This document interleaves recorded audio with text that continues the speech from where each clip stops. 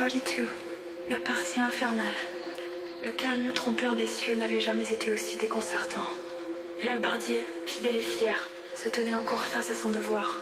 Ses pas résonnaient dans les escaliers éternels, et chaque écho semblait gronder dans sa poitrine comme un tambour de guerre. Ou peut-être était-ce son propre cœur, battant plus fort que jamais. La belle, la cloche, cette cloche maudite avait rompu la paix. Son son si pur résonnant dans les veines. Même du ciel, une onde qui venait troubler l'immobilité sacrée. Il descendait un trône, avec la détermination d'un guerrier. Le doute accroché à ses talons comme un spectre indésirable. Pourquoi cette cloche? Pourquoi maintenant? Est-ce un présage? Ses pensées martelaient son esprit, s'emmêlaient dans sa raison comme des ronces étouffantes. Et devant lui, à chaque pas, la porte. Cette porte qui ne devait jamais s'ouvrir. Le monde derrière, il le connaissait, il le devinait. Et l'effroi, l'idée qu'elle soit peut-être déjà entrouverte. Cette idée seule le consumait de l'intérieur. Ses mains tremblaient sur son malbarde, mais il ne voulait pas. Il ne pouvait pas. Pas maintenant. Pas ici.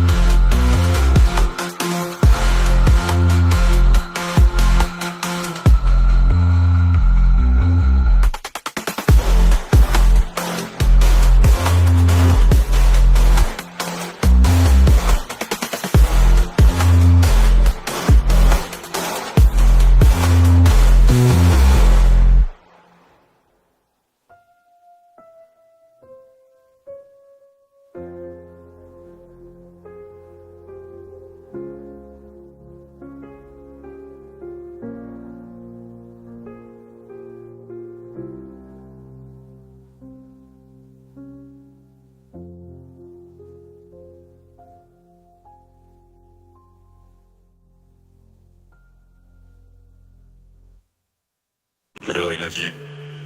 Au bas des marches, comme une flamme rougeoyante qui se consumait de rage.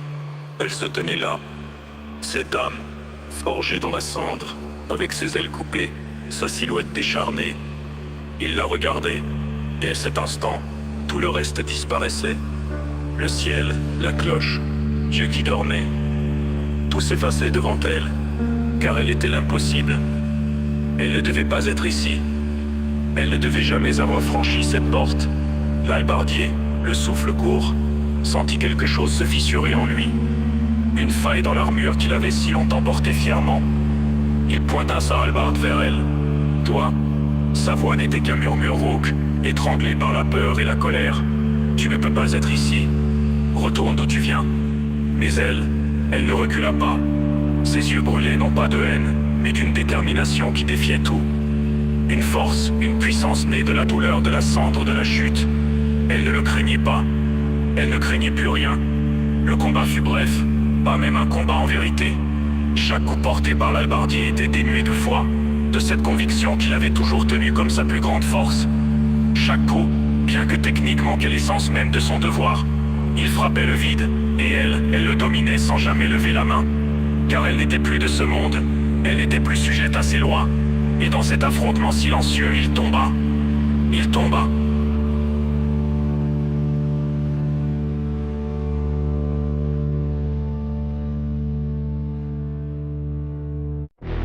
La chute sanglante d'un tremble, en ravage à travers l'ust.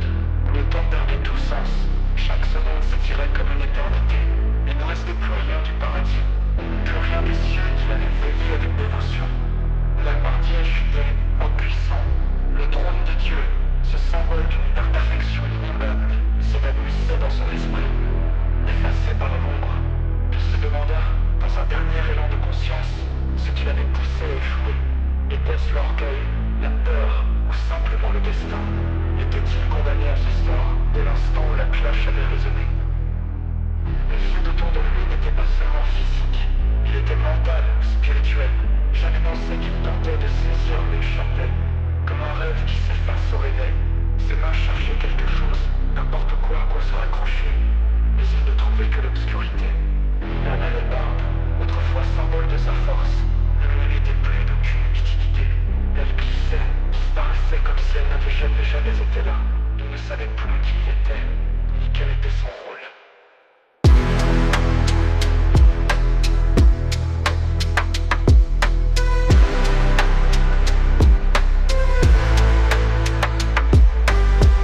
Les flammes de l'enfer, il les sentait. Elles étaient tout autour de lui, proches et pourtant insaisissables. Elles n'étaient pas encore là pour le consumer, mais leur menace était bien réelle, omniprésente. Ce n'était pas un feu physique, c'était la flamme du doute, du remords, de l'échec. Et au cœur de ce brasier invisible, un silence terrifiant régnait. Le genre de silence qui dévore l'esprit, qui étouffe les cris avant même qu'ils ne puissent sortir. C'était ce silence, et non les flammes, qui brisaient l'hallebardier.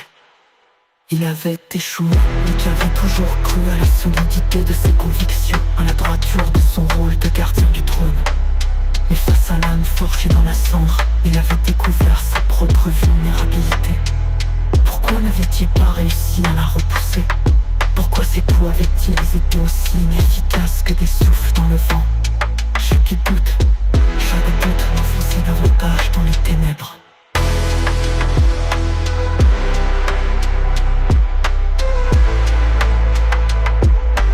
L'impact arriva, mais pas comme il l'attendait.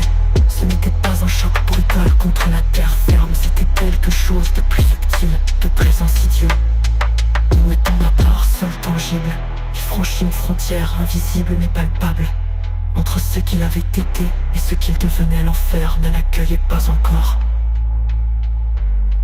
Il flottait dans ce néant, cet entre-deux, les ténèbres l'engloutirent, dévorant ce qui restait de lui. Et au loin, une musique se fit entendre, distordue, étrange, une berceuse funèbre qui semblait le narguer.